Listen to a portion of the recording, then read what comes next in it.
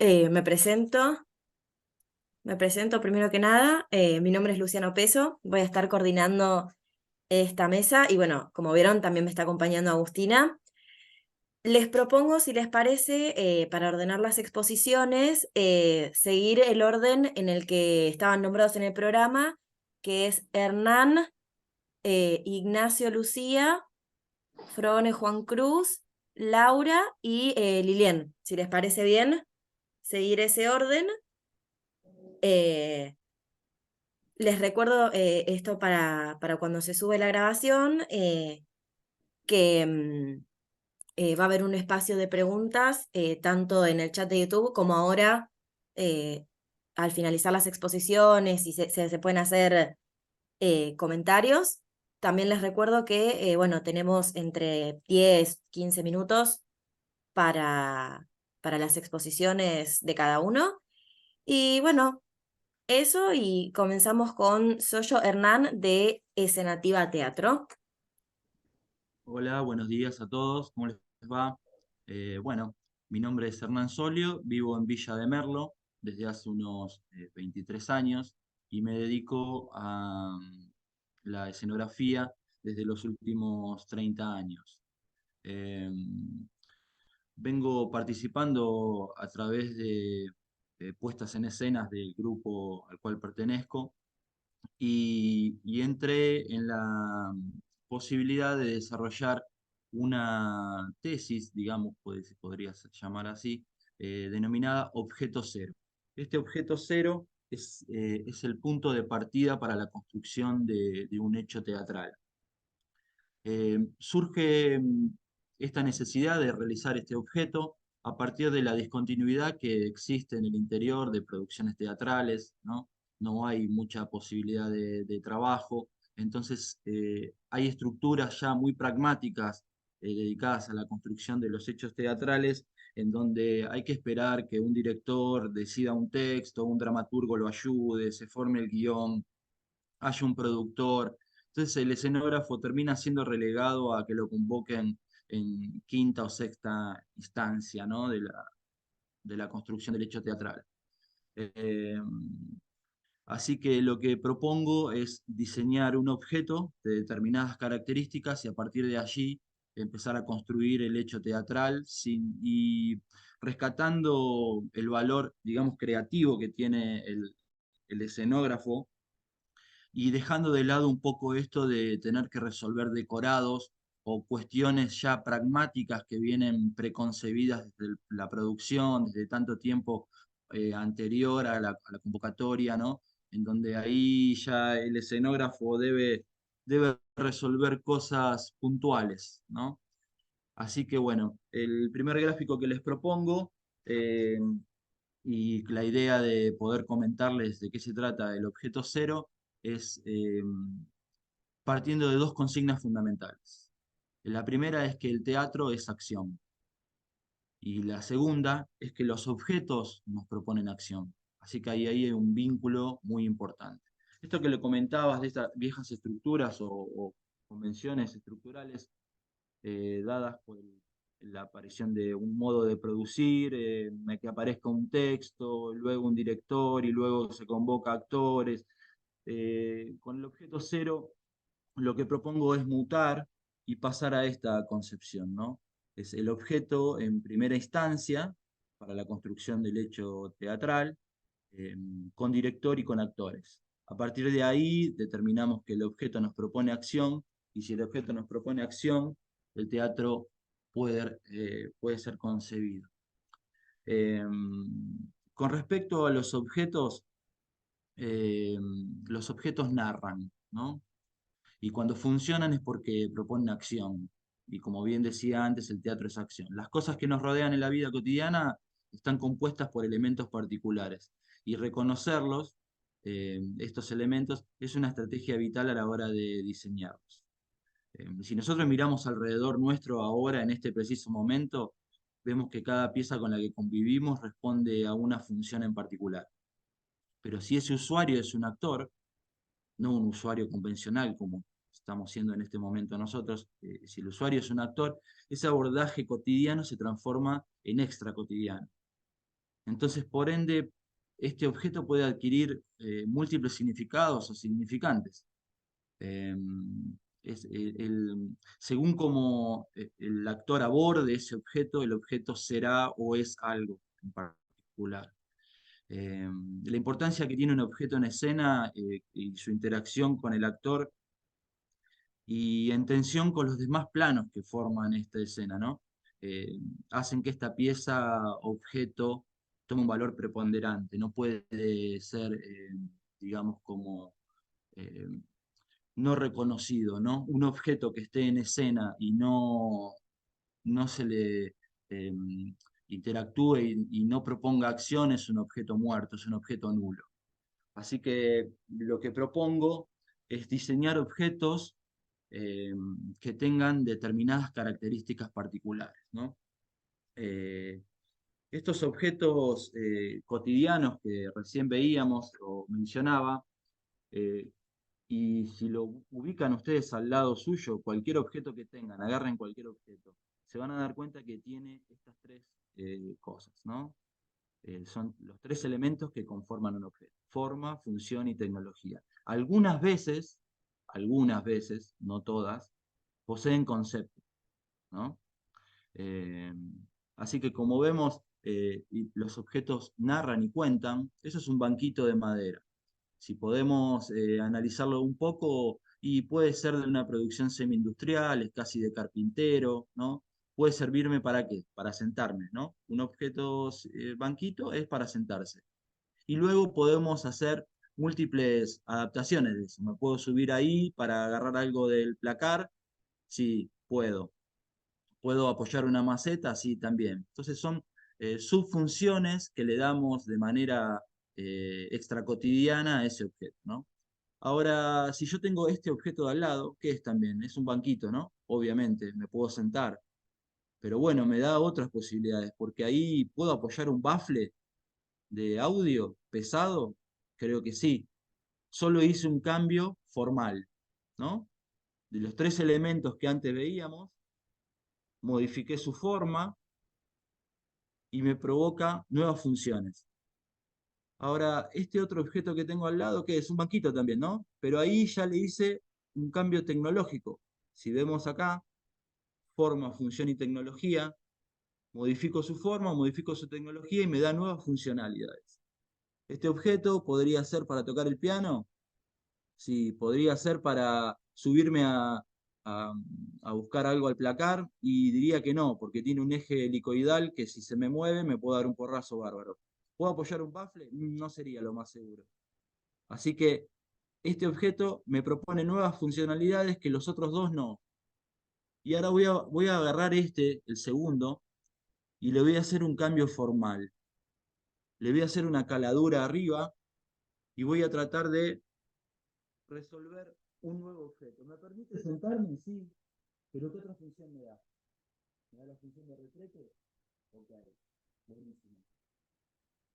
Yo modificando forma, modificando su tecnología, puedo adquirir en ese objeto nuevas funcionalidades.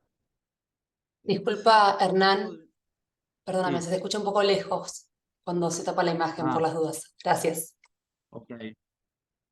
Bueno, lo que quería decir con esto es que con estos tres elementos, ¿no? Que son forma, función y tecnología, podemos diseñar objetos que nos propongan múltiples acciones, ¿no?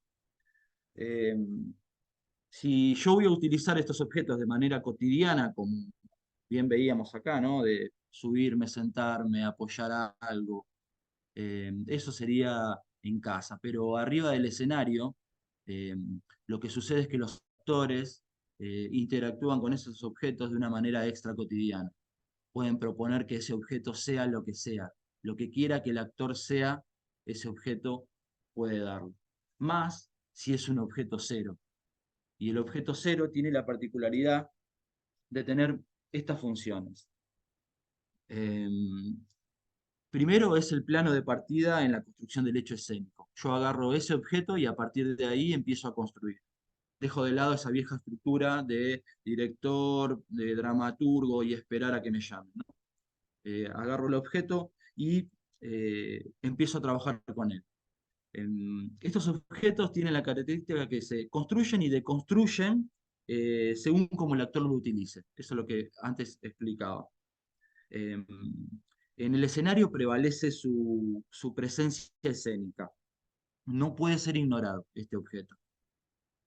Em, no predetermina su significante al ser observado en primera instancia. Cuando el espectador mira ese objeto, no sabe muy bien qué es, pero como el espectador siempre está expectante, necesita resolver esa pregunta. ¿Qué es eso? ¿Para qué sirve? ¿Para qué funciona?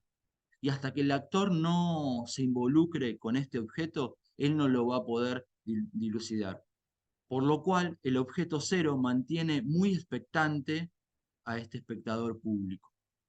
Eh, encuentra su significante cuando la experimentación alcanza un contexto dramático. Esa es otra característica que tiene el objeto cero. Eh, para que se convierta en un objeto dramático, como decía antes, el actor tiene que intervenirlo extracotidianamente. Si yo tengo un banquito, como ese que mostraba recién, lo pongo en escena, y lo primero que hace el actor es ir y sentarse, ese objeto muere como banco. No hay otra manera de que no sea otra cosa, porque el espectador ya sabe que es un banco y encima va y lo utiliza como banco, ¿no? O sea, es el realismo del realismo, digamos, ¿no? O sea que el objeto, si se utiliza de una manera cotidiana, el objeto muere inmediatamente, muere, no hay más expectativas para este espectador. Por lo cual esto de intervenirlo de manera extracotidiana puede darnos la posibilidad al actor y al director y a los que compongan todos los planos de la escena, multiplicidad de significados.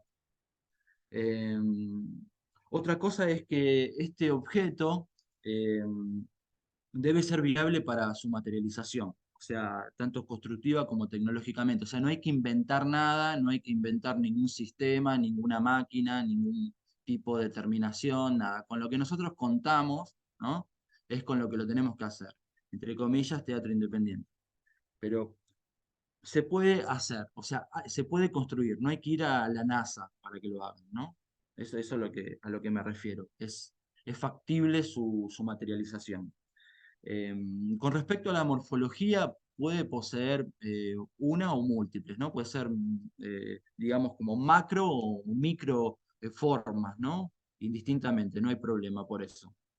Eh, debe ser accesible para su uso, ¿no? O sea, ergonómica y antropométricamente, uno cuando se aproxima para interactuar con el objeto, debe ser factible su relación, ¿no? A escala humana con su uso, ¿no?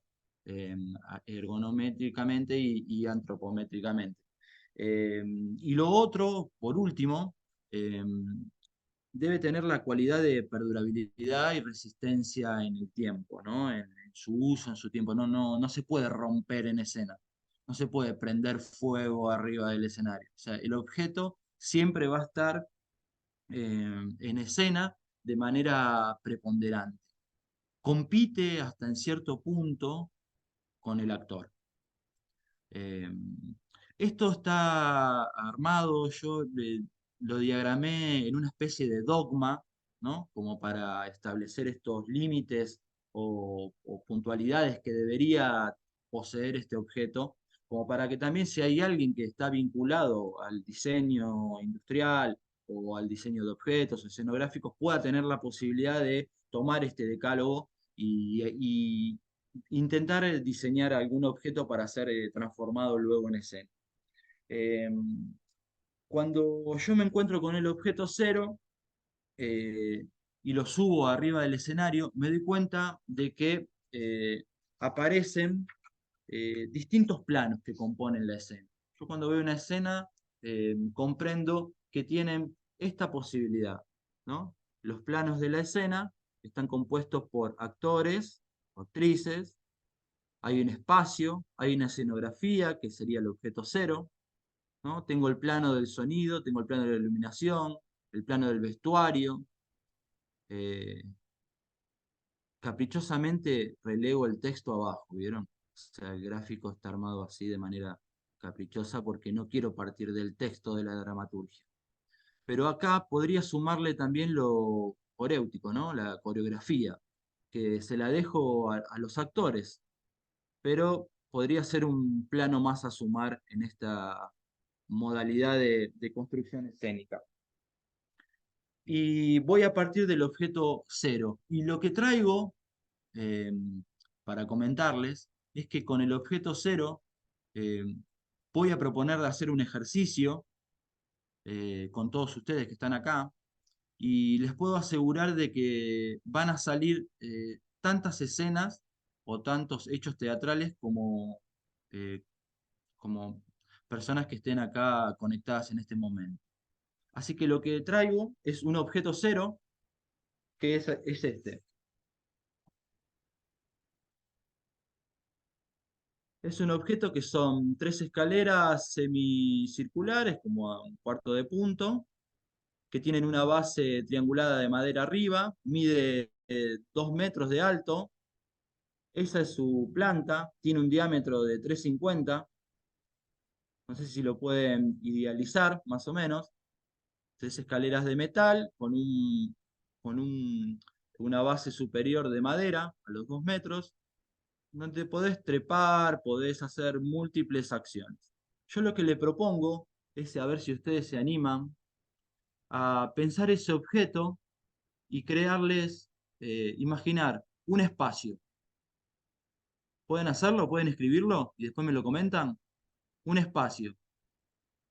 Actores o actrices, ¿cuántos? No me importa, cuántos quieran, los que quieran.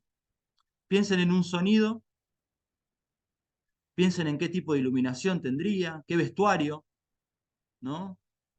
¿Algún maquillaje o algún peinado en particular se les ocurre?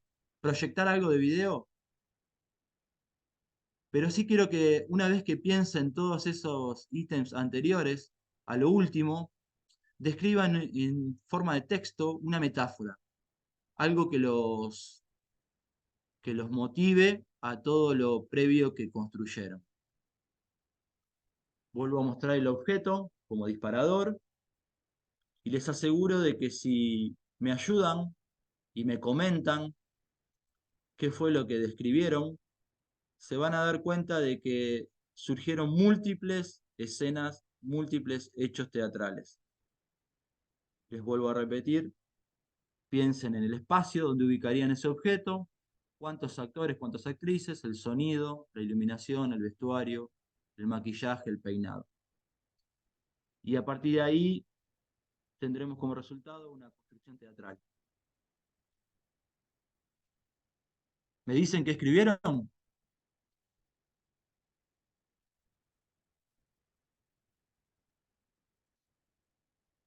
Si les parece bien, para mantenernos organizados y no pasarnos mucho de tiempo, podemos compartir este ejercicio al final, que me parece súper interesante.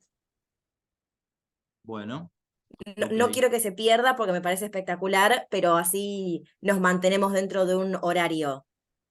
Ok, lo que les propongo es también es poder compartir objetos ceros que están en mi página de Instagram, @d.ihsolio, como dice ahí el zócalo eh, de mi pantalla. Hay muchos objetos, yo puedo compartir los planos, quizás si coordinamos bien puedo enviarles también objetos. Y la idea es que puedan experimentar esta construcción teatral, eh, logrando con los actores que quieran, diciendo lo que quieran, poniéndole la música que quieran, en un formato, digamos, de una escena de 10 minutos. Y quizás si lo hacemos entre 3 o 4, podríamos armar un espectáculo teatral a partir de un objeto cero, donde haya 3 o 4 propuestas distintas, que convivan en el mismo espectáculo. Así que los invito a que ingresen a mi página, me sigan también y entablemos vínculos, conexión, ya que estamos todos en el palo, nos vamos a ir conociendo aún más las especificidades de cada uno, las necesidades bueno, y seguir compartiendo conocimiento.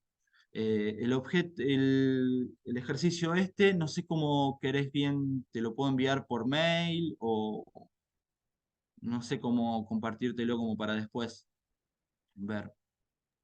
Sí, podés enviármelo con el mail que me contacté con el que estuvimos organizando y lo vemos por ahí si te parece bien. Perdón. Y última consulta, ¿cuántos minutos me quedan? Ya casi estamos. Bueno, ¿hay alguno que haya podido escribir esto y me lo diga ya, ahora, ya, right now? Sí, así, ligerito. Uno, dos. Juan Cruz, ¿pudiste escribir algo? Agustina, Laura, Leilén, ¿se Em, les ocurrió algo? yo escribí, pensé en dos personas, una de cada lado de esa estructura, y teniendo un diálogo, y trepando y bajando alternadamente por esas escaleras, ¿no? Me imaginé esa escena, eso fue lo que escribía así rápido. Me parecía, veía eso, dos personas. En algún espacio en particular, pensaste a dónde estarían? ¿En la En una, luna? ¿En la playa? ¿A parece, dónde? me recordó un juego de plaza, digamos, esos juegos que suben los chicos. Así, Eh, eso me imaginé, eso vi. ¿Algún sonido? ¿Algún sonido en particular que te dispare? No, no, no, ningún sonido en particular, solo sus voces por ahora. Ok. ¿Y qué le diría? Eh, Una bueno, metáfora, tirame. eh, estás tan, estás tan lejos como la distancia, estás tan lejos como la distancia que nos plantea este objeto, este juego, digamos. Y sin embargo estás tan cerca, ¿no? No están Genial. tan lejos, pero sin embargo están tan lejos como les impone ese juego entre medio de ellos. Qué bueno. Bueno, muy bueno. Bueno, Salió algo, salió algo. Viste Sí. que en tan breve tiempo hay veces que no es tan difícil componer una escena, che. muy interesante el ejercicio, muy interesante tu propuesta, Hernán. La vamos a seguir retomando ni bien podamos. Ahora le vamos a pasar la palabra Muchas justamente a gracias. Ignacio Lucía de la Sí, Universidad de La Plata. bueno, gracias. Bueno, como decías vos, soy de la Universidad de La Plata y soy docente ahí y en otras instituciones de La Plata. Y he trabajado sobre teatro, sobre copy. Y bueno, el trabajo se llama Copy y el teatro en el teatro y el formato es leído. Y dice así.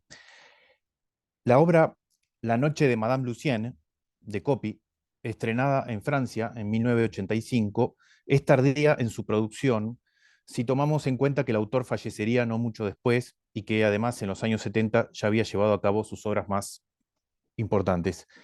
Isabel Barberis define a la pieza como fría, depurada, ceremonial y casi un ejercicio de estilo. Por otro lado, según Gustavo Tambacio, esa obra es copia oficializado, estrenado por María Casares y Labelli en Aviñón. Es copy con la mano izquierda jugando a su maestría. Con la mano izquierda, sugiere este autor, quizá porque copy oficializado no sería copy en estado puro, es decir, en la obra no aparecen algunos de sus temas principales, por ejemplo, identidades sexuales disidentes, travestismo, metamorfosis, presentación de lo abyecto. Tal vez quizá porque aquí parece ceder a uno de los tópicos más concurridos por el teatro occidental, el del teatro en el teatro. Sin embargo, en ella algunos de sus procedimientos ficcionales típicos aparecen sugeridos, camuflados dentro de ese tópico tan concurrido, y eso la vuelve interesante como una excepción a la regla. Lo que se cuenta en ella es el ensayo de una obra teatral una semana antes de estrenarse. En ella los actores se confunden con los personajes y los hechos inesperados que suceden van conformando las acciones que faltaban en un principio, ya que antes de que la mezcla de los planos de la realidad y la ficción comience a operarse, la actriz principal, el director y el maquinista están discutiendo todavía, y ya con la inminencia del estreno, cuáles pasajes de los textos formarán parte de la obra y cuáles no. Los hechos que empiezan a acaecer girarán alrededor de la supuesta muerte de Madame Lucienne, que es la empleada de la limpieza del teatro, y que no aparece. Solo han encontrado su aspiradora andando sola. Como en una novela policial, la actriz, el director y el maquinista van deslizando sucesivas acusaciones y, por el juego de planos entre la ficción y la realidad, pasan a ser los personajes de la obra, la cual, de esta manera, es escrita al mismo tiempo que es representada. Finalmente, y como abriendo en este conjunto una nueva caja china, se devela que los protagonistas de la obra ensayada son unos actores haciendo una obra. La verdadera Madame Lucienne aparece finalmente, es decir, que está viva, y trae una pistola con la que mata al autor-director. La explicación que da Madame Lucien para esa muerte es que el teatro la hizo sufrir desde que era una niña, porque siempre vivió en un teatro y conoce bien su falsedad. Porque en el teatro todo es falso, dice, sus trajes y sus bocas son de fantasía, están hechos para asustar a las personas simples como yo.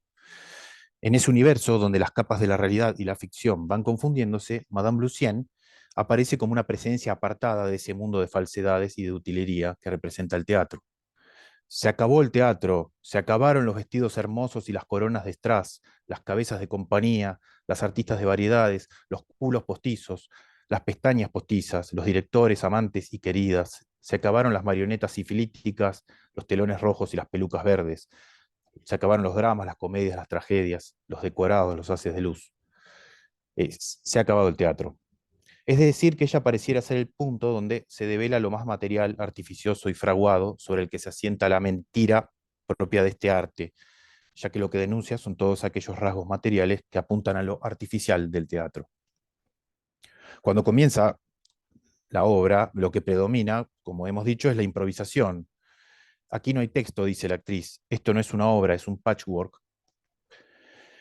A lo que el maquinista responde, a mí también me está faltando un desarrollo lógico, porque si fuera un happening, no me importa. Les tiro unos petardos en el escenario en cualquier momento.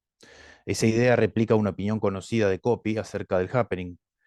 Es en una entrevista famosa donde se le habla sobre su presunto vínculo con ese género performático, quizá por haber participado en los movimientos teatrales de los años 60, y él responde, se me ha asociado al happening, el happening me da escalofríos, es como que alguien entrara aquí y meara en la botella, es odioso, vacío de historia, es cuando no pasa nada. Ese vacío de historia es lo que, según el maquinista, podría resolverse simplemente arrojando unos petardos en cualquier momento, porque lo que define el carácter de acción en el happening sería la indistinción entre las acciones teatrales y las reales, ya que las acciones del happening, como dice Alicia Páez, conservan su carácter inmediato, concreto, no transfigurado por su incorporación a una matriz que las arrancara de la realidad para volverlas imaginarias. En cambio, la decisión de arrojar en un momento cualquiera unos petardos bastaría para constituir una secuencia de acciones argumentales.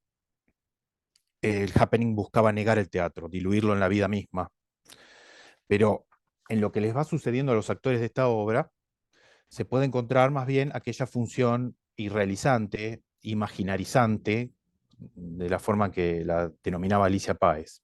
Los actores de la obra ensayada demuestran que van siendo poseídos por lo imaginario.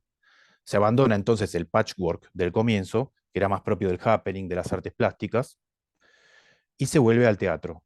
Por otra parte, en un momento el personaje del autor parece hartarse y les dice, no estamos en mayo del 68, no discuto de teatro con los actores. Pareciera que ese cuestionamiento de la escena que habría atravesado las experiencias performáticas ligadas a las revueltas del 68 no tuviera ya lugar, porque lo único que permanece es la máquina teatral, aquello que en los happenings se pretendía negar. La función irrealizante de la matriz teatral puede verse no solo en las actuaciones, sino también en los objetos de la utilería teatral, como por ejemplo la marioneta de rata, que al integrarse en la matriz que lo vuelve imaginario, se convierte en una rata de la cual se cree que puede cometer un asesinato. Y ya no se habla de este objeto como marioneta de rata, sino como la rata. Desde un principio se les da relevancia a estos objetos, acentuando esas interferencias entre la escena y la realidad. Cuando la actriz está ensayando en el inicio de la obra, suena el teléfono y ella no recuerda esa escena, entonces los demás le dicen que es el teléfono de verdad que está sonando. Lo mismo con la pistola de verdad y la pistola falsa. Esos objetos, teléfono, rata, pistola, devienen imaginarios a medida que la obra instala dentro de sí misma esos umbrales de teatro en el teatro.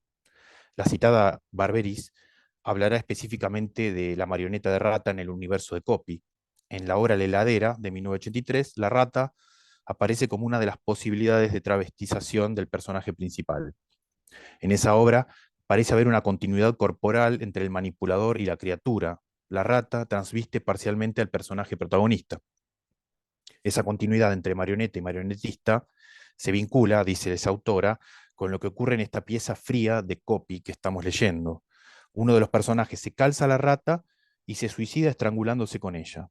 Y es ahí donde culminan, dice esta Barberis, es donde culminan las luchas entre el yo y los otros. ¿Quién manipula a quién? ¿Quién calza a quién?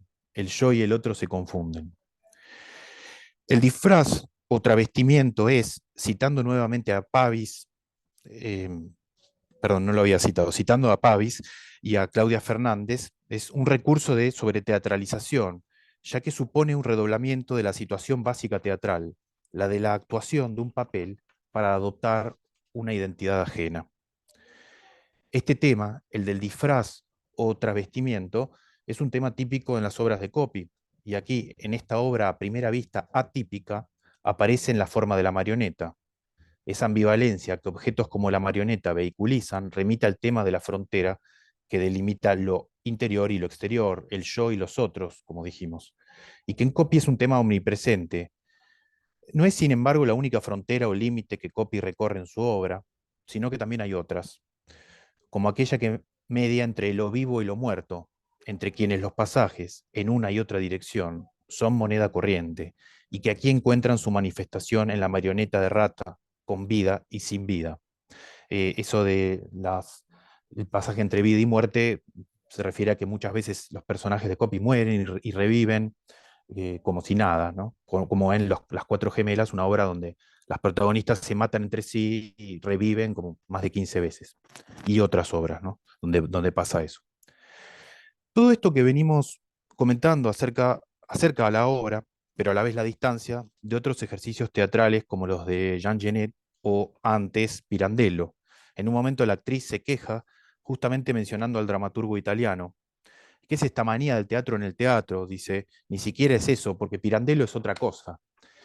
Pirandello sí es otra cosa, porque como dice Marcos Rosenzweig en su libro sobre Copy, Pirandello denuncia la inautenticidad teatral. En cambio, Copy acepta la inautenticidad.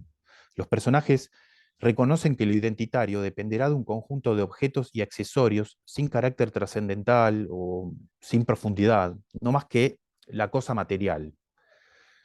Por eso lo que Madame Lucien mata al matar al autor es una concepción del teatro como falso, lo impostado, lo exterior, vaciado de la verdad. Eh, todo aquello que dependa de la utilería, ¿no? No es a usted, es al teatro al que mato, dice al matar al director. Y adiós a las coronas, las falsas bocas, los falsos culos y todo, las falsas pestañas y todo eso. Entonces lo que muere es una idea convencional de teatro, aquella que se decía había muerto en mayo del 68, ¿no? Que se decía por ahí en el medio de las revueltas. Como dice Aira, esta obra es lo definitivo en el género teatro dentro del teatro, porque el perspectivismo se hace vertiginoso, infinito, y ni siquiera la aniquilación final lo clausura. Es que el teatro está vivo en tanto la mujer de la limpieza es un personaje en un escenario teatral, con un público mirando, ¿no? Ella mata al director, mata al teatro, pero ella igual está en un escenario y la estamos viendo. Entonces, para ir concluyendo, lo que se pone en abismo no es solamente la propia obra La noche de Madame Lucienne, sino la configuración misma de la identidad según Copy, que, como él demuestra a lo largo de sus obras de teatro y también en su narrativa, dependerán de esa transfiguración que el mecanismo teatral impone sobre los cuerpos.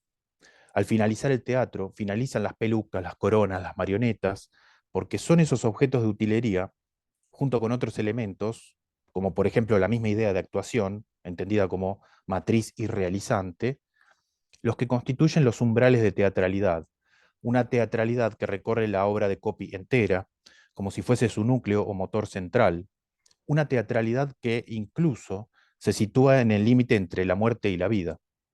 Aún en esta obra atípica, escrita con la mano izquierda, depurada, fría, convencional, Copy no pudo evitar que se infiltraran sus obsesiones de siempre.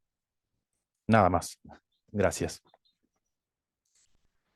Bueno, muchas gracias. Me parece súper interesante y quizás, ¿por qué no establecer una relación con la ponencia anterior, ¿no? Así que bueno, Sí. muchas gracias y pasamos a la siguiente ponencia, que es la de Juan Cruz Forgone de la Universidad de las Artes y UBA CONICET. Gracias, sí, sí, compañeros. Bien. Y disculpa si se escucha música de fondo, pero bueno, por más internet estoy en un lugar que no es mi casa. Yo investigo circulación y la recepción del Teatro de Ibsen en Buenos Aires de la década de 1890 hasta 1930. Y en esta oportunidad les voy a compartir algunas reflexiones parciales sobre la configuración de la diva ibseniana nacional que porta en Buenos Aires desde la década de 1890. Bueno, y aquí voy. El título del trabajo se llama La diva que viaja, el modelo de la heroína ibseniana en el teatro porteño de Entre Siglos. A propósito de la visita de María Guerrero a Buenos Aires, el 12 de junio de 1897, Rubén Darío escribió para La Nación: y vamos a verla con prevención, con mal ánimo. Recordamos que este es un país de viajeros y que los que no han viajado han visto pasar por los teatros metropolitanos todo cuanto hay de célebre en el arte mundial. Y se piensa en la Ristori, en Sara, en la Dulce, y se dice que los precios son demasiado caros y que la francesa de la Voz de Oro costaba menos que la española. Y entra uno displicente al Odeón a ver, por ejemplo, La Niña Boba. Yo entré y al aparecer María Guerrero en la escena, he entrevisto la resurrección de España. Cierro la cita. A fines del siglo XIX, el sistema de giras de compañías españolas, italianas y francesas por capitales teatrales sudamericanas ya estaba consolidado. Muchos de estos elencos, encabezados por primeras figuras, lograron mantener una presencia continua y altamente productiva en la escena local. Para entonces, Buenos Aires incorporó la figura de la diva internacional como un agente de entretenimiento. Esto organizó el vínculo operativo, pero también efectivo, de esas compañías con la comunidad teatral local. Hablamos de empresarios, públicos, prensa y quizás vernáculos. Como apunta Darío, la práctica teatral de Entre Siglos supone una experiencia simbólica y material de viaje, puesto que en su ejecución es capaz de cifrar la entera narrativa de otra ciudad, la gramática del tiempo, sus modos de pensar lo real y de organizar el espacio. Con la diva viajan los repertorios, las nuevas voces autorales, las poéticas de actuación y de dirección, una disciplina en vías de consolidación, pero sus alcances exceden el dominio de lo teatral. Con ella también viajan nuevos hábitos de consumo, moda, regímenes de virtualidad en torno al cuerpo femenino y al cuerpo estelar, modelos de sociabilidad y un cada vez más robusto mercado de chismes y noticias de consumo cívico. También, como puede inferirse de las valoraciones de Darío, el rol de la diva resultó decisivo para la jerarquización y la fijación de precios. Los honorarios de las compañías y la tasación de las entradas dependían directamente de la generalidad de sus cifras. Solo con el avance del siglo XX, la centralidad de las cabezas de compañías se dio frente a las políticas de dirección, ¿no? Esto es ya muy conocido por todos. Ahora bien, los consumos complementarios desplegados alrededor de la celebridad teatral, la prensa de espectáculos, la fotografía, la moda, la publicidad, diseño de bienes y servicios asociados al género, fue decisivo en el posicionamiento de esos elementos. Con la revista Elegancias, tanto la presencia publicitaria directa, los anuncios, la indirecta, la difusión comercial integrada dentro del texto periodístico, pone un tipo de interlocución dual en torno a lo femenino. Si bien la mujer continúa siendo pensada a partir de un encuadre sustancialista y natural de la esfera doméstica, la constelación de bienes y servicios asociados al género muestra una clara apertura hacia lo público.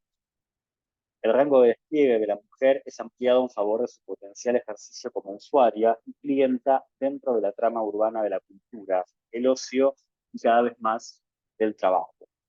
Es decir, la revista no niega la influencia de la mujer en el espacio público, y por el contrario, la potencia como tema y negocios bajo una hipótesis cosmopolita de cuerpo. Obviamente asociado a los deberes del rol, pero también, bueno, al divertimento, al goce recreativo y, sobre todo, a la exhibición. Bernard suscitó contestas producciones fotográficas, entrevistas, coberturas en los medios masivos, muchas veces asociadas a parámetros de distinción o de transgresión. María Isabel Baldassarre apunta que Gracias a las nuevas técnicas de grabado Halcyon, circularon imágenes icónicas de la actriz, como aquella fotografía de Nadar con el vestuario de Tosca, recreada en dibujo por Jan van Bers, grabada por madera por Florian. Y la industria del entretenimiento generó obligadas relaciones con el universo de la moda. Una prueba de esto es la centralidad que tiene la figura del vestuarista Pierre Teofile Thomas, no solo como diseñador de una imagen ficcional, o sea, de la imagen dramática de Tosca, sino también de la configuración de la imagen estelar de Sarah Bernhardt. Así que ahí sabemos una triangulación muy clara entre el estado de la moda, el mercado teatral y la difusión. Es decir, las revistas y todos los sistemas de circulación en papel. Muchas veces la circulación de imágenes de moda, las coberturas de divulgación cultural de estrenos y las noticias sobre la vida personal de la diva estaban integradas en un mismo artículo periodístico. Algo que hoy nos parece muy habitual en relación a las primeras figuras, pero que en ese momento era un movimiento que cobraba una sistematización novedosa. No como una invención, pero sí una invención en la sistematización, de esa forma de presentar a la figura. Esto nos permite visualizar los aspectos de suma especificidad de la modernidad cosmopolita. En primer lugar, la dinamización de los medios de comunicación en sus géneros, formatos y sus contenidos. En segundo lugar, la incorporación de la frivolidad como plataforma de contenido. Esto último generó una consecuencia inmediata de nuevos hábitos de lectura que combinaban instrucción y entretenimiento, que permite expandir el contingente de lectores. La cobertura realizada por Elegancia de las vacaciones de Sarah Bernhardt en Francia en el verano boreal de 1911 es un ejemplo contundente, porque acá cito algunos datos que la revista comparte la cobertura de estas vacaciones. Bernhardt ha ganado por día 16.979 francos y 50 céntimos y perdido en peso alrededor de 30 gramos diarios. El interés por la esfera íntima y cotidiana de la diva no muestra de la retroalimentación comercial entre el periodismo y el arte. La prensa y los escenarios se constituyen como vidrieras de la figura pública, es decir, de un perfil. Cuyo dominio privado se vuelve tema de consumo. En este sentido, conviene pensar al periódico de la revista en los términos de Fritzsche como un menú de la ciudad. Pero no nos referimos exclusivamente a su síntesis visual, sino también a la capacidad de los dispositivos periodísticos para tramar un sinnúmero de combinaciones posibles de sociabilidad y transacción de bienes culturales y materiales. Es preciso señalar que Elegancia fue una revista dirigida desde París para públicos sudamericanos. Y si bien el proyecto textual, visual y escrito de la revista es un modelo de habitabilidad de la ciudad, reflejo de la trama urbana efectiva, a nuestros fines importa destacar la voluntad de sincronización de los temas y las audiencias de distintas capitales de siglos. Esta voluntad es un gesto nítidamente reconocible en personalidades como Darío. Darío forma parte de un complejo sistema de internacionalización de la literatura, a la vez que media procesos de masificación y sincronización del consumo espectacular. La revista y la diva son dispositivos de consumo de la farándula que permiten generar esta sincronicidad. La tipificación del divismo de fines del XIX, un divismo de extensión, fue un emergente de la mancomunidad del circuito teatral, la industria del ocio y el entretenimiento y de la prensa. Extrañaría mucho, dice Darío en 1911, que un diario en Buenos Aires tardase 2, 3 más días en dar cuenta de un estreno teatral. Esto en París es cosa corriente. Porque ahí sabemos que hay por lo menos una voluntad proyectual de posicionar a Buenos Aires como una capital sincronizada.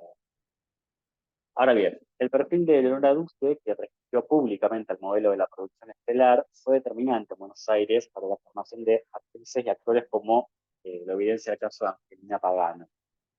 Con la Duse se introdujo un repertorio que pretendía distancia de las comedias pasatistas italianas, con una clara propensión al realismo, naturalismo y al simbolismo.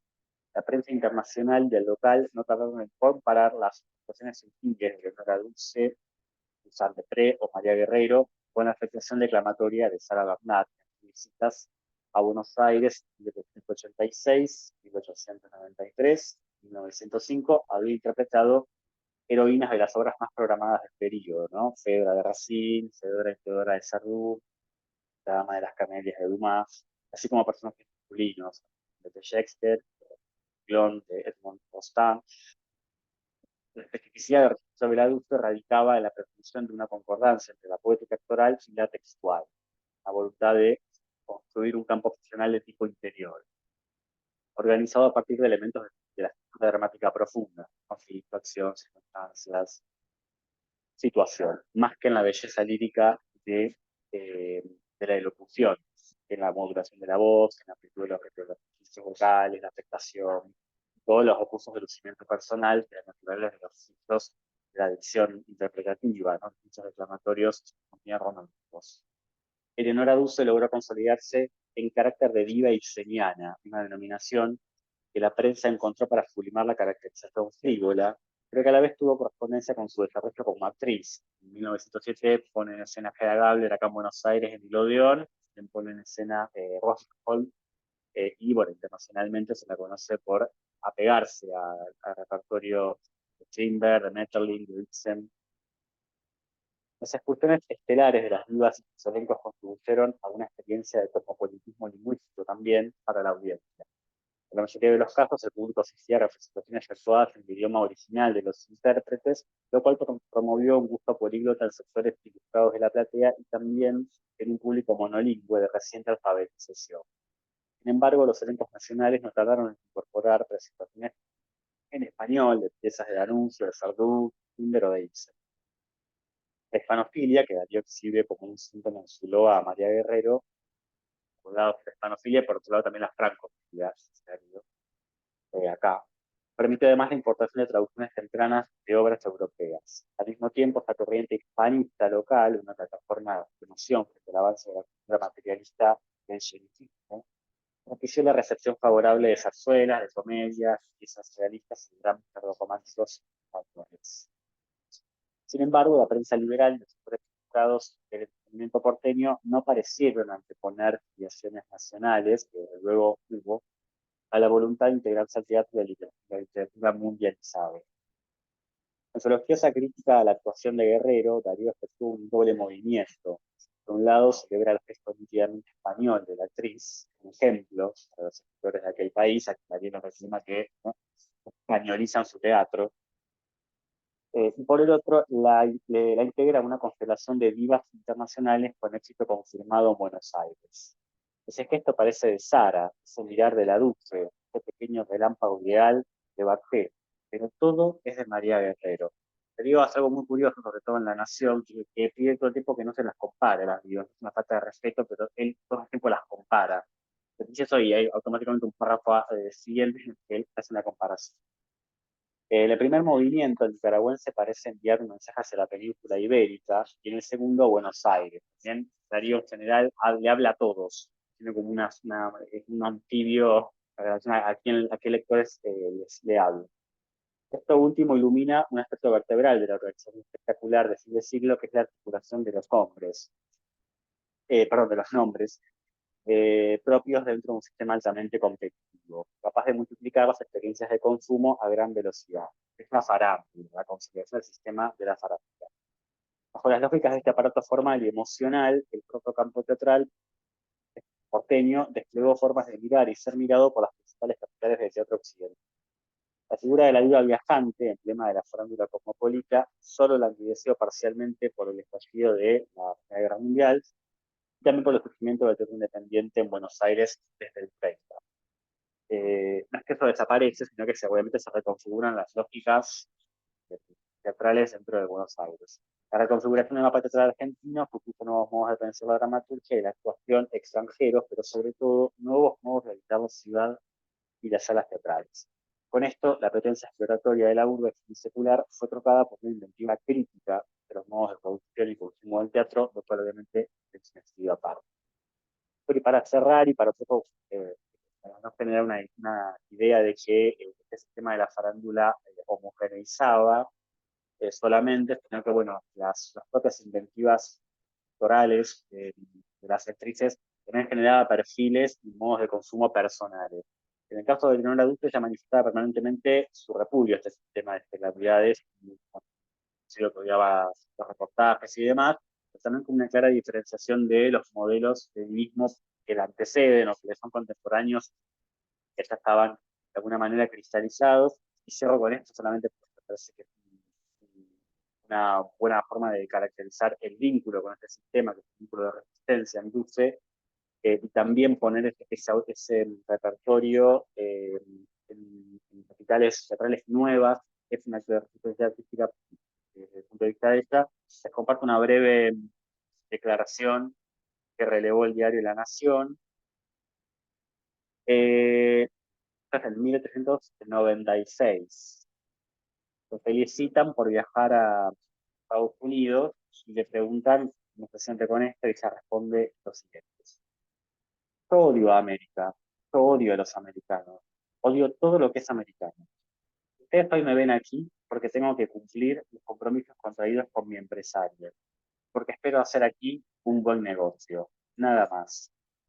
Esto también para, de alguna manera, desmitificar que todas las plazas teatrales, todas las divas que circulan y viajan por esas plazas teatrales, eh, generan, digamos, el mismo vínculo afectivo con las divas, sino que forma parte de otra cosa que es un tema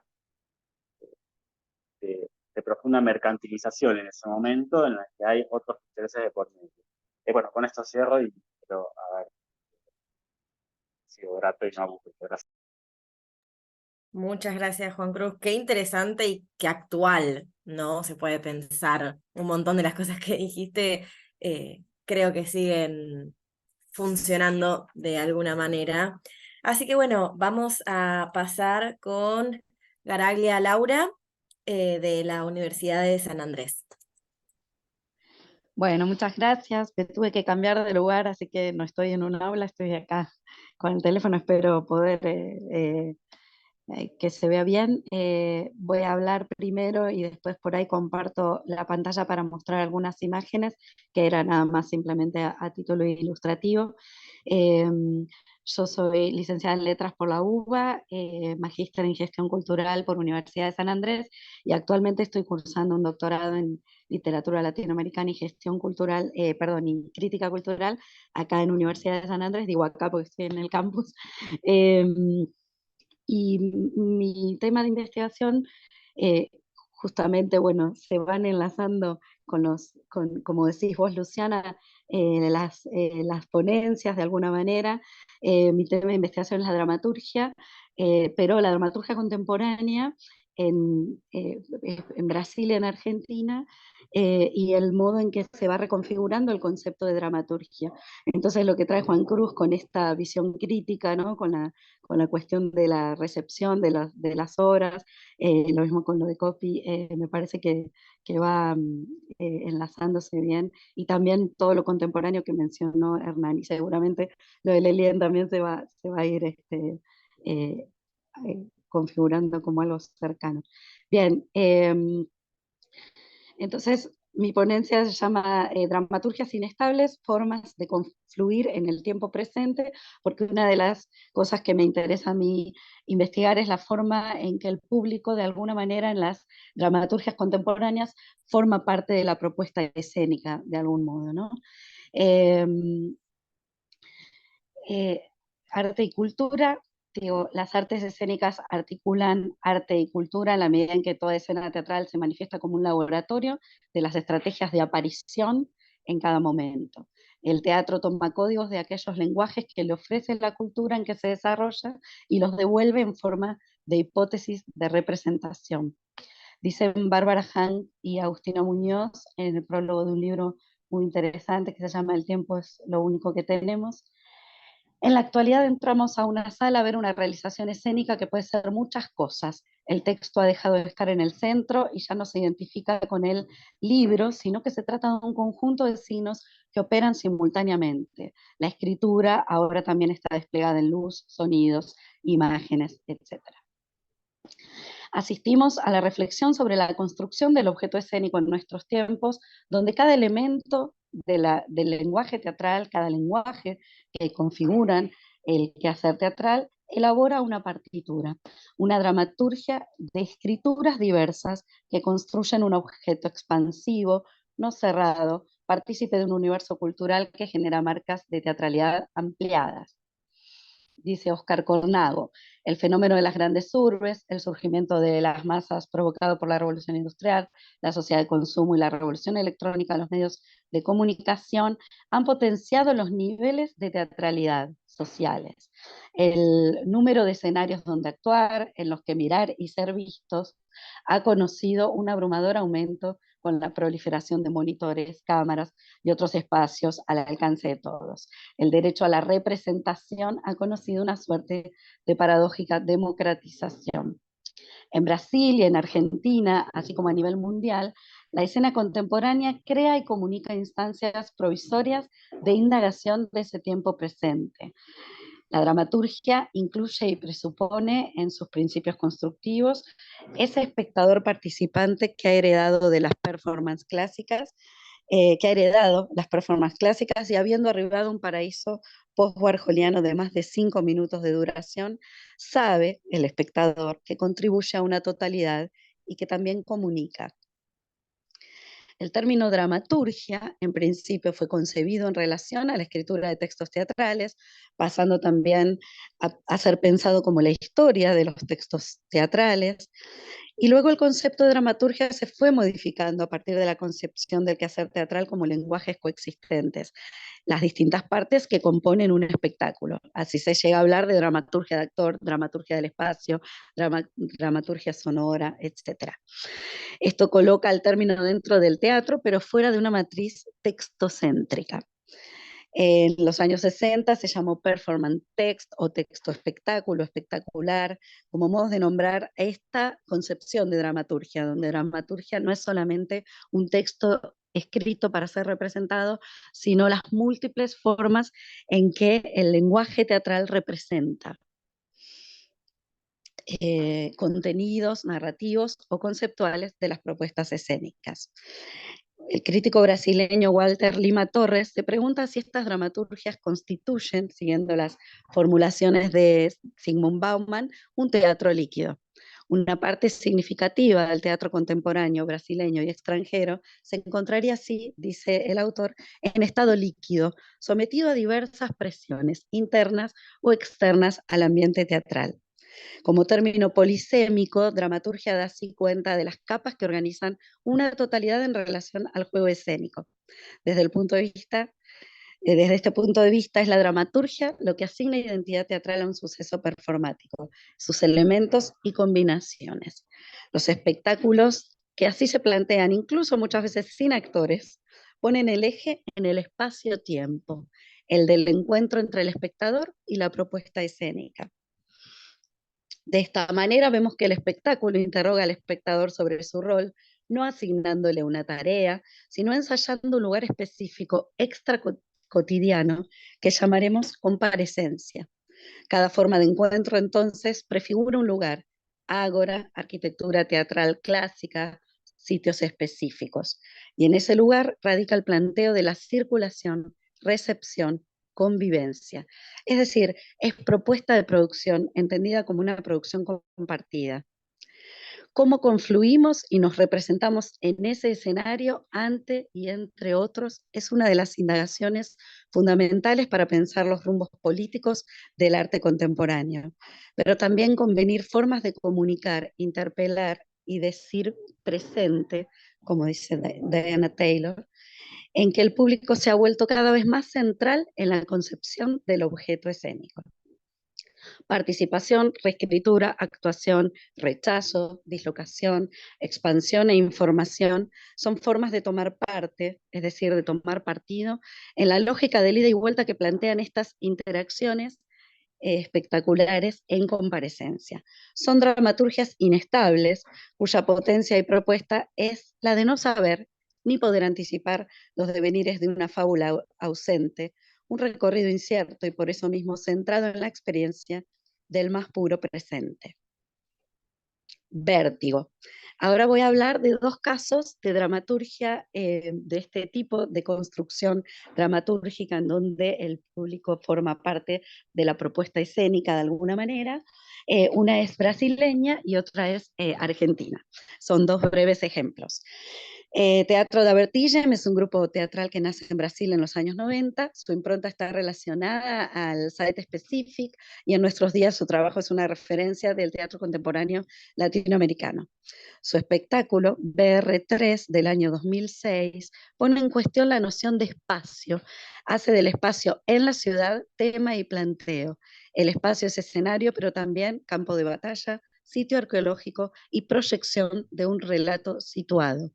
Estas obras de las que voy a hablar forman parte de una especie de un tipo de dramaturgia que en lo contemporáneo está muy asociado a la creación dramatúrgica, que sería lo que un teórico, un investigador brasileño llamado André Carreira llamó dramaturgias de la ciudad, que suceden en el espacio de la ciudad. Como, bueno, todas, pero quiero decir en un espacio específico de la ciudad. El punto de partida de la dramaturgia de BR3 surge de pensar 3 lugares en Brasil que comparten la raíz lexical de sus nombres con el del país, BR. 3 diferentes Brasiles. Brasilandia, que es un barrio de la periferia de San Pablo, Brasilia, la capital de la nación, y Brasileia, que es una ciudad en el extremo de la frontera con Bolivia. Esos lugares son puntos representativos del margen de la gran ciudad moderna, San Pablo, el límite de Brasil con Bolivia y la capital modernista del país del futuro. Los 3 espacios se conectan a través de la hilación de textos y pequeñas escenas apostadas en forma de recorrido. La pieza, esto es lo original, se construye a bordo de un catamarán que navega sobre el río Tietê, que es uno de los más contaminados de Brasil. La obra se hizo en 2006, esto es como si hiciéramos una obra en el Riachuelo, por ejemplo. Desde un barco llamado Iracema 6, el público asistía a escenas en diferentes cubiertas, en las márgenes del río, en botes, en barcos a pedal, en formas de cisne, puentes, etc. El recorrido empezaba en un ómnibus que trasladaba al público al sitio de embarque. Antonio Araújo, director del grupo, manifiesta especial interés en buscar zonas fronterizas entre la ciudad y el teatro para que el arte constituya una inversión de la geografía urbana. La obra es un movimiento de cuerpos, una superposición del universo sensorial, de la orilla, la navegación, el olor pestilente del río, la acumulación de basura, la polución medioambiental, con la historia ficcional de una familia que se traslada en estos 3 espacios BR que mencioné. La basura, la pestilencia, la contaminación son relatos de la ciudad. El ómnibus, la embarcación, el público en ellos son también relatos de la ciudad. El teatro, el nombre del grupo, Vertigem, Vértigo, su forma de trabajo colectivo, su inmersión en un espacio múltiple, son restos, reflejos y relatos de la ciudad y con ello establecen un interrogante para sus habitantes. Luego quiero hablar brevemente de una obra que transcurrió y en varios momentos se repitió, bajo el título A veces creo que te veo, de Mariano Pensotti, que propone una subversión del paradigma de la escena casi en su totalidad. La ciudad es un escenario, los performers son dramaturgos, los transeúntes son los actores. La obra sucede en pantallas, la acción es un texto, producto de una escritura aquí y ahora, que se transfigura como acción dramática. El grupo Marea se caracteriza por complejizar las instancias temporales y espaciales de la escena, multiplicando a veces sus temporalidades, como en Los Años, de reciente estreno en el San Martín, o en el espacio, como en Arde Brillante, en Los Bosques de la Noche. ¿Quién construye en esta performance el elemento ineludible que signamos como lo permanente en las dramaturgias contemporáneas? Los espectadores entran y salen del rol protagónico. En la acción de entrar y salir de escena se reconfiguran los modos de protagonismo y anonimato en la dramaturgia de la ciudad. En la performance, los performers estaban apostados en el andén de una estación de tren con una laptop, en la cual iban escribiendo lo que la gente que estaba esperando el tren en el andén hacía. Y ese texto se proyectaba en una pantalla gigante apostada también en la estación. Entonces la gente iba leyendo lo que aparecía como textualidad y como cartel, como publicidad, incluso podría pensarse, y de repente se daban cuenta que eran ellos los que estaban siendo descritos o mencionados en esa paradoja teatral, ¿no? Dice Malala González, ser o no ser en la escena contemporánea. Esta escena sucede en el ámbito de la vida cotidiana. Se ha dispuesto en distintos ámbitos y en varias ciudades, pero principalmente en estaciones de tren, ¿no?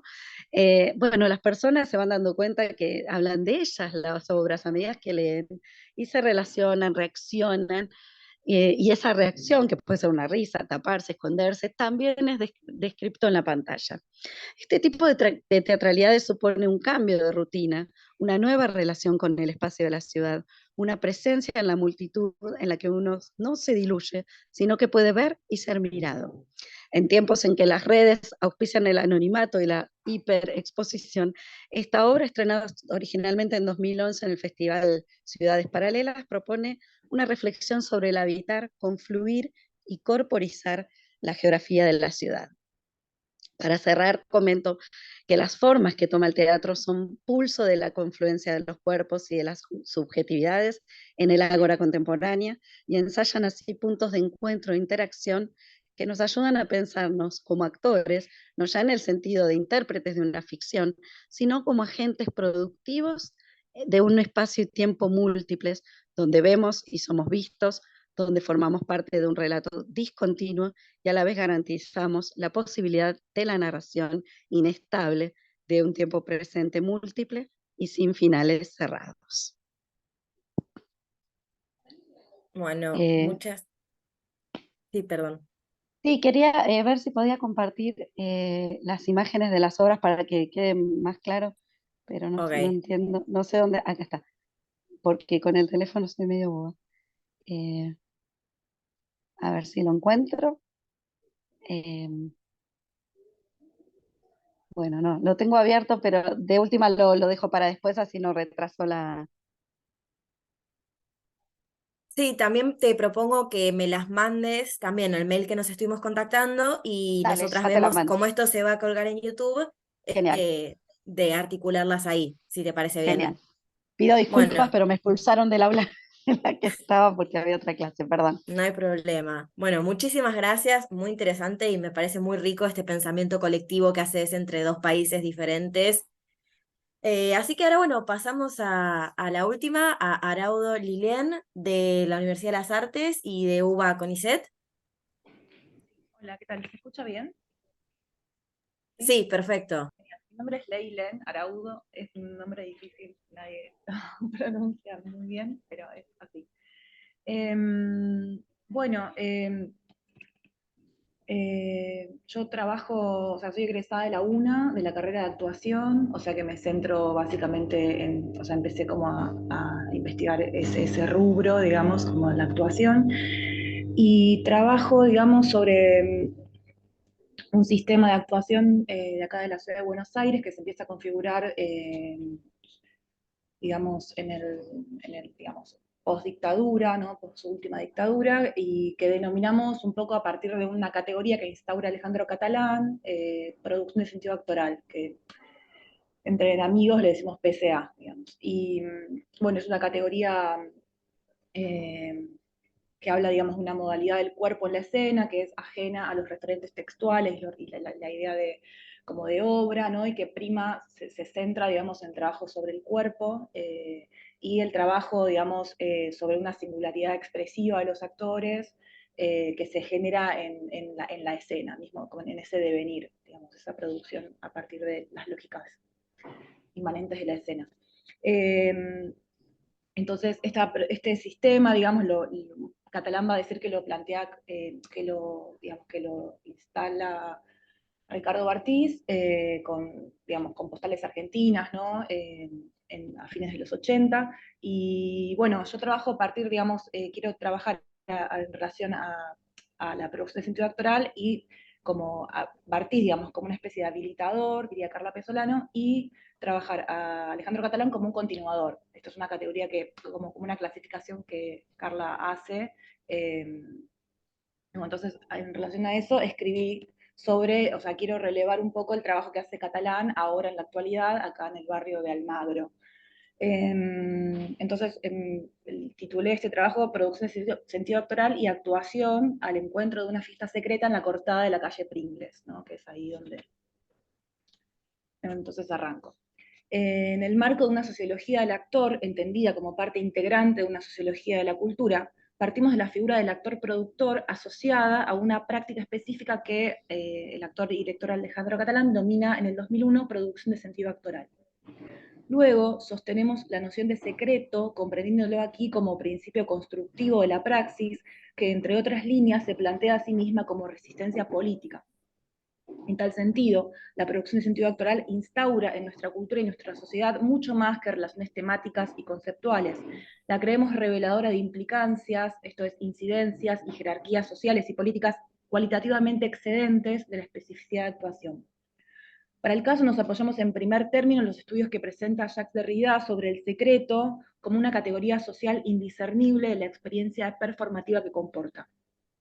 Luego, ya desde los estudios culturales, George Simmel encontraba en el secreto una importancia sociológica positiva en la conformación de determinadas relaciones sociales, a partir del disimulo y el ocultamiento de ciertos contenidos, que es un modo que yo encuentro que replica los mecanismos del actor-productor, y a partir de la enemistad con el poder político central, se habilitan para Simmel gran cantidad de manifestaciones de la existencia, promete la posibilidad del surgimiento de un mundo otro junto al mundo patente, y por tanto suscita una enorme ampliación de la vida.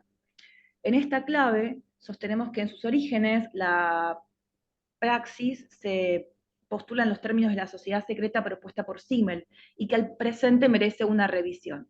Para el caso, en su actividad profesional actual, Alejandro Catalán se asume como un continuador crítico de esta línea, al postular la idea de que le urge a la actuación, tal como lo hizo a fines de los 80 en Buenos Aires, la difícil tarea de poder vivirse testigo del campo y de la propia subjetividad contemporánea, y desde ahí arremeter contra los males de la época, a saber, las lógicas para él de un mercado globalizado, atroz, que todo lo ciñe y estandariza, y en eso la denuncia de imposibilidad en los cuerpos actuales de actuación, visible en sus dimensiones vinculares, afectivas y expresivas.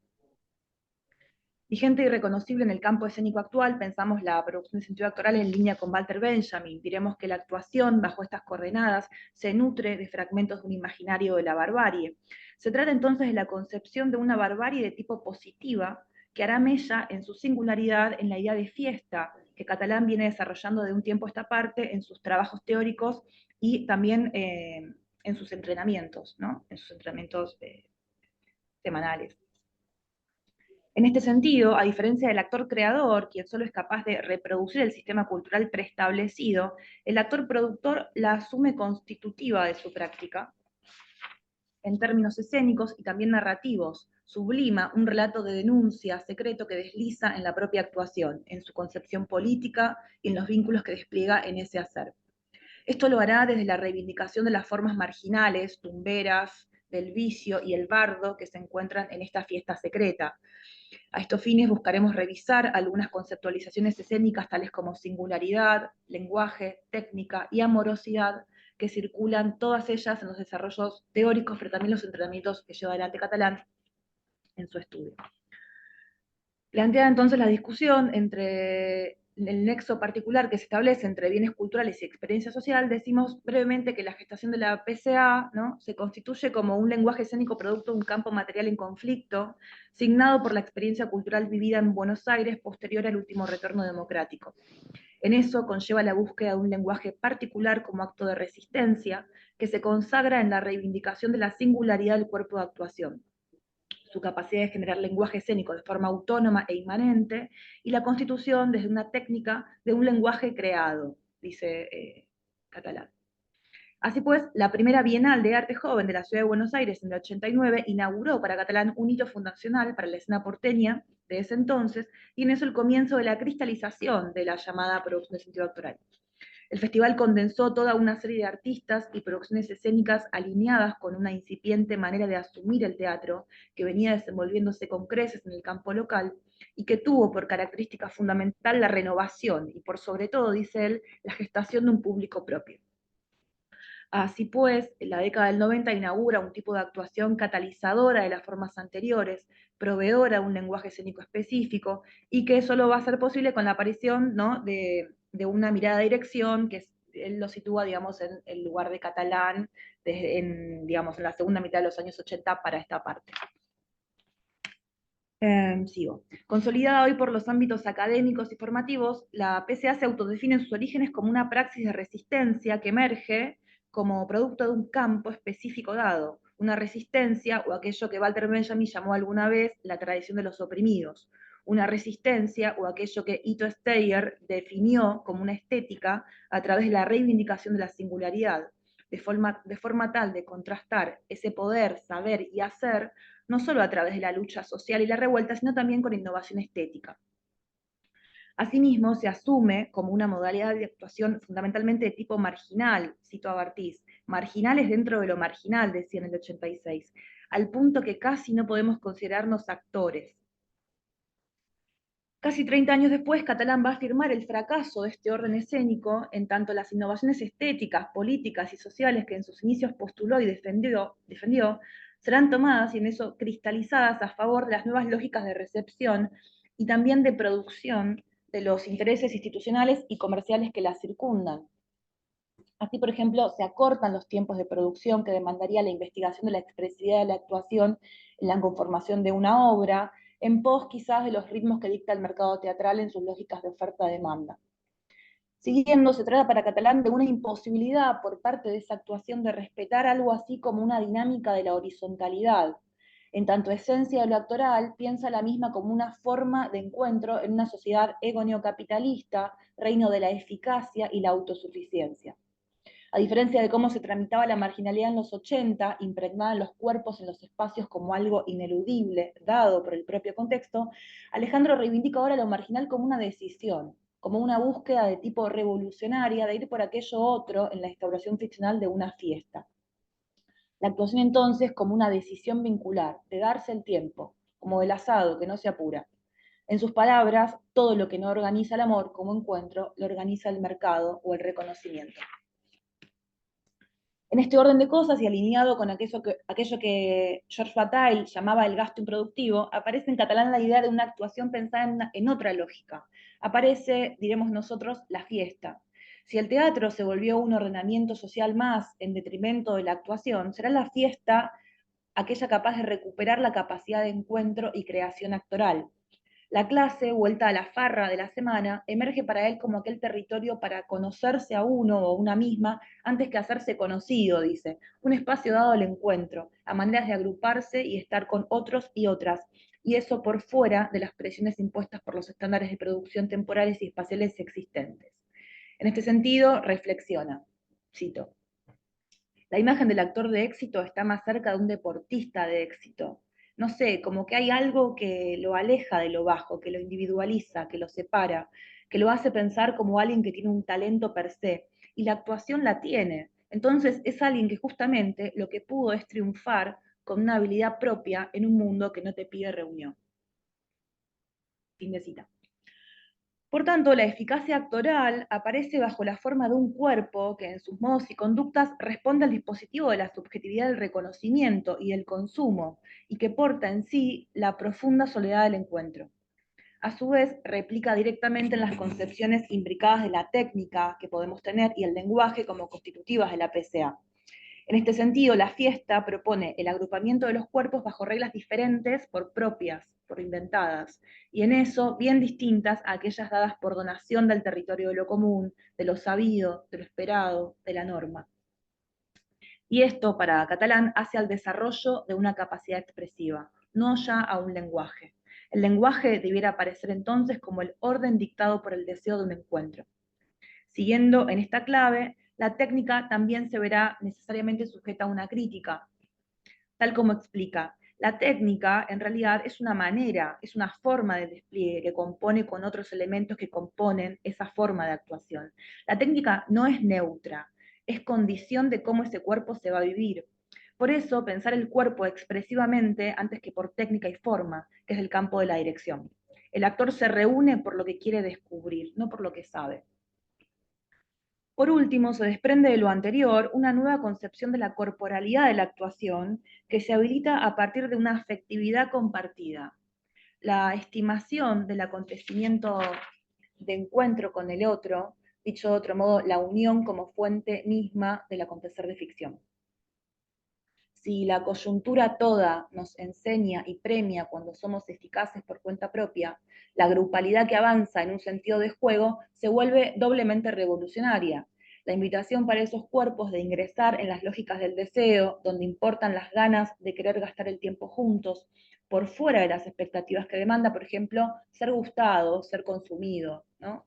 A veces se filman los clases, algunos momentos que son para los y las que actúan significativos por inéditos, zonas poco transitadas que solo el encuentro con el otro posibilita. Para el caso, si estuvo bueno, es solo porque sirvió como información perceptiva para ese actuante. El encuentro solo será posible para Catalán en tanto el juego, la creación actoral, se despliegue entonces en condiciones amorosas, dice él, amorosamente. Si el amor deviene como un mandato troquelado a priori, condicionante y condicionado, podemos pensar, configurar una práctica del orden del disfrute, del goce de vivirse y percibirse de otra manera. Las maneras de actuar son las de vivir y viceversa, escribe Catalán bajo el seudónimo de Kazuma en su libro Actores Sueltos. Y que como un mantra se repite en las clases.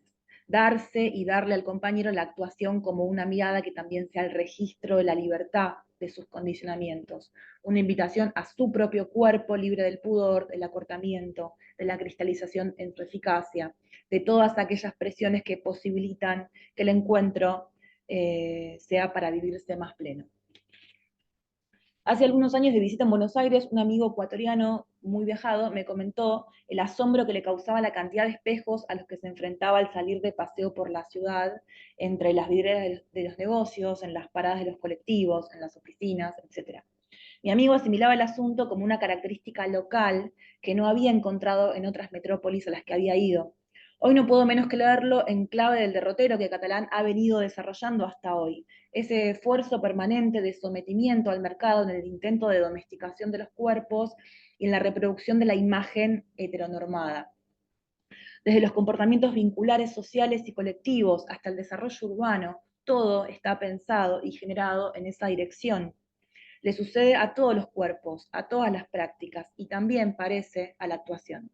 En términos simelianos, un sistema social, el cual implica una manifestación de poder, somete una materia exterior al pensamiento, a una forma modelada por el pensamiento. De tal forma surge la sociedad secreta en el despotismo y un control que hoy están introyectados. En ese marco, como continuador de la PCA, Catalán intenta desarrollar y transmitir estrategias para apartarse del derecho imperante y conquistar un margen de libertad. Una marginalidad de libertad puesta en el vínculo antes que en la producción, en la capacidad expresiva singular antes que en el ordenamiento de un lenguaje.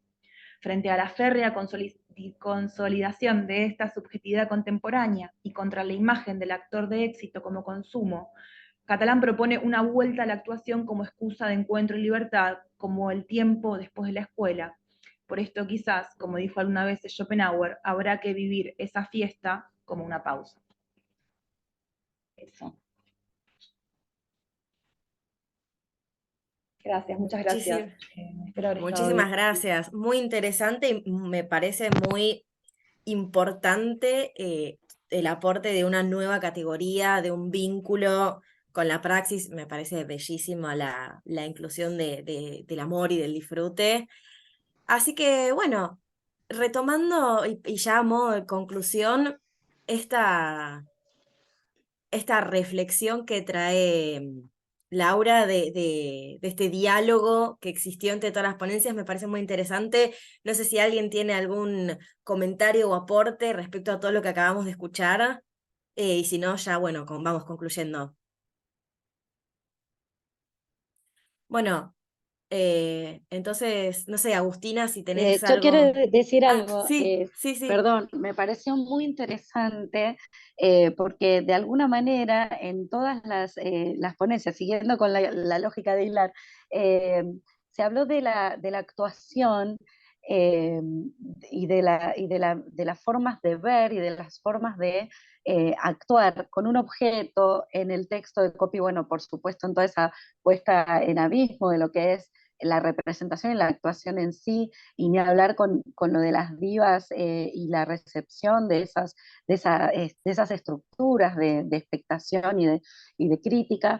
Y me pareció muy interesante que lo de Leilén, perdón, es directamente organizado en una teoría de la actuación, que me parece que la crítica y digamos, la filosofía del teatro observa poco ese campo como un campo productivo de la mirada, digamos, filosófica.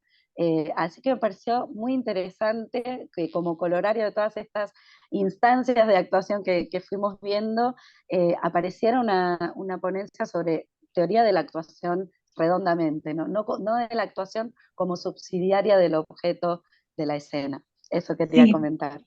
es una categoría que plantea, digamos, la plantea Catalán hace 30 años o 20 años, en el 2001, 23 años, y la desarrolla muy bien para mí Martín Rodríguez y Sandra Ferreira, en esta idea del actor-productor alineado en esta manera, digamos, de esta modalidad de actuación. Claramente es una modalidad de actuación, no es teatro, digamos, ¿no? En Catalán lo que hace es un poco es continuar eso, digamos, la actuación pensada como allende, como por fuera de los dispositivos de cine, de teatro, digo, como eh, en otra clave, ¿no? Eso, y lo quería relevar porque eso es lo que está haciendo, digamos, ahora, y no me lo quería saltear, me parece como interesante. Gracias. Y también me parece en ese mismo sentido que es lo que atraviesa todos los trabajos, que es la idea de la exhibición también, cómo la exhibición es pensada en distintos ámbitos, en distintos momentos históricos, en distintas poéticas también, pero me queda por ahí algo que he dicho Laura sobre bueno, estamos en una época de hiperexposición, pero a la vez parecería ser que es gratuita esa hiperexposición y la actuación trabaja con la exposición, es decir, hace de la exposición un arte, y me parece que es interesante pensar cómo la mirada se complejizó también, eh, cómo un poco la cuestión como sujeto-objeto también está en crisis en relación a esta cuestión de la mirada, ¿no? Trayendo un poco el primer trabajo, la primera ponencia de Hernán, es un modelo ya partito en crisis, que funciona ojera porque es lo que está vencido por el mismo comportamiento que tenemos de los objetos, cómo miramos, para qué exhibimos también, y la persona hace de eso algo, sabemos muy bien que, bueno, depende de cada línea de producción, de creación, pero es un problema que le importa la actuación, ¿no? Como el sistema de la actuación.